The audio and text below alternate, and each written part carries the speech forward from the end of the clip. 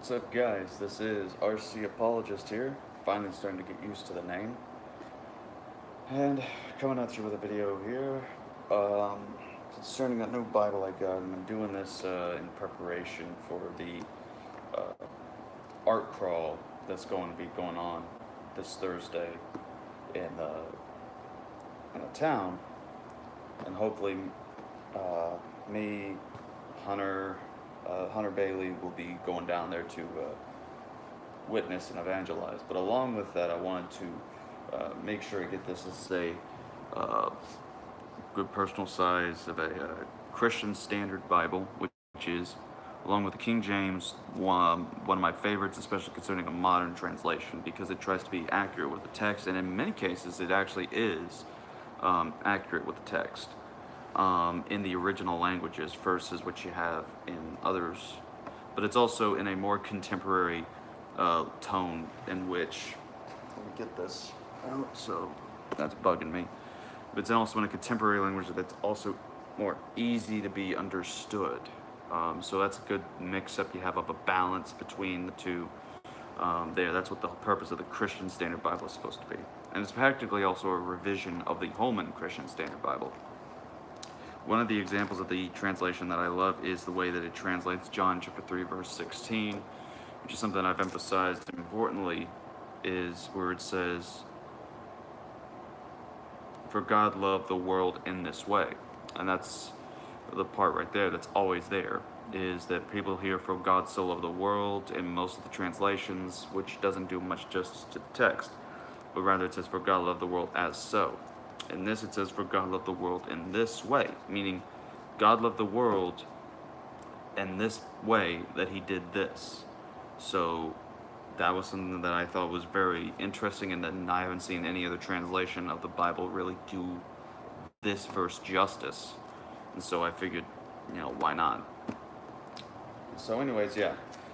Um, I'm still having to go through the pages to kind of like, because if you look at them sometimes when you turn the pages, you get sort of like they're stuck together in the corners. So my old compact King James Bible is kind of like that, like you see right there. It's kind of doing that. So still trying to work things out so that way they're all loose and I'm able to flip through the pages perfectly. But anyways, I also titled this video "Why Reference Bibles," because along with this being this nice Bible that I can hold while I'm street preaching, there's also these reference notes, as you can see right there. And what they'll do is they point to certain verses that they have that are mentioned, and they say reference points. So they can take you to places elsewhere in Scripture that helps uh, focus more on a point.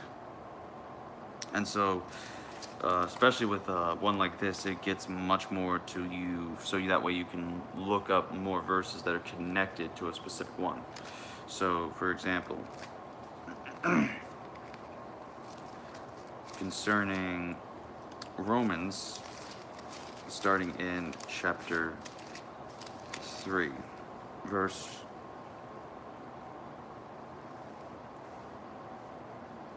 starting Romans chapter 3. That'd be wild, because it's one thing that's difficult about some of these is the fact that you have them in like small letters to try to find out where the references are. Okay, so here's one. Romans chapter 3, verse 12, where it says G. First of all, it says, "All have turned away, all alike have become worthless, there is no one who does what is good." So that's that. So then you have, if it says G, you have Romans chapter 5, verse 8. "But God proves his own love for us, and that while we were still sinners, Christ died for us." Then you have P, which then focuses on another aspect, which is where it says Psalm 14, verse 1 through 3. And we'll go to that to show you what I mean. Psalms chapter 14, Verse 1, the fool says in his heart, there is no God. They are corrupt, they do vile things. There is no one who does good. So, a reference note from there, which is exactly what is said here in verse 12 of Romans 3:12. All have turned away, all alike become worthless. There is not one who does good. Not even one. Right, so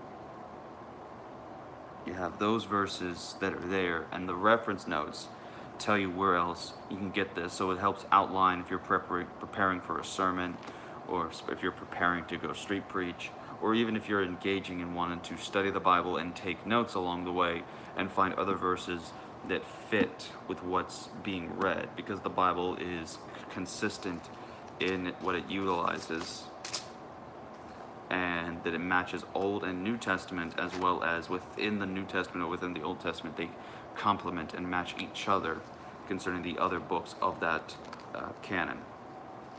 So, that being said,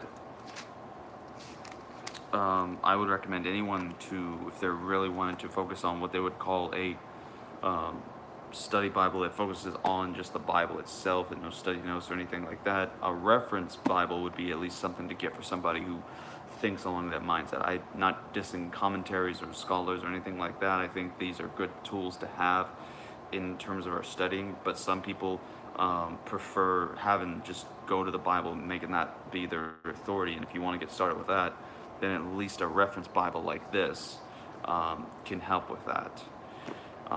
So that's why I would recommend people to utilize reference Bibles and utilize these sources and these notes.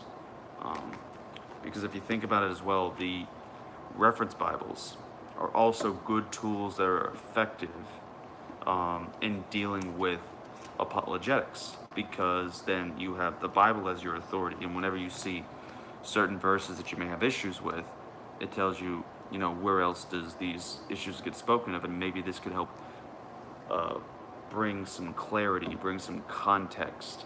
And so you look at the verse, then you look at the different references that are on the middle section of the row, and then once that's over with, you have learned a bit more about the Bible, as well as engaged in a God-honoring and faithful to the Scripture apologetics.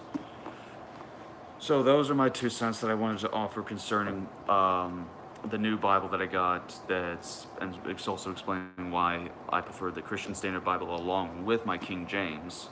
Which, funny thing enough, actually, is that the King James Compact Bible, along with this, have the same design. That it has this little color scheme as well as the same cross, except the only difference is the size. That the King James is a smaller one that I had. This one's more of a personal size, bigger one.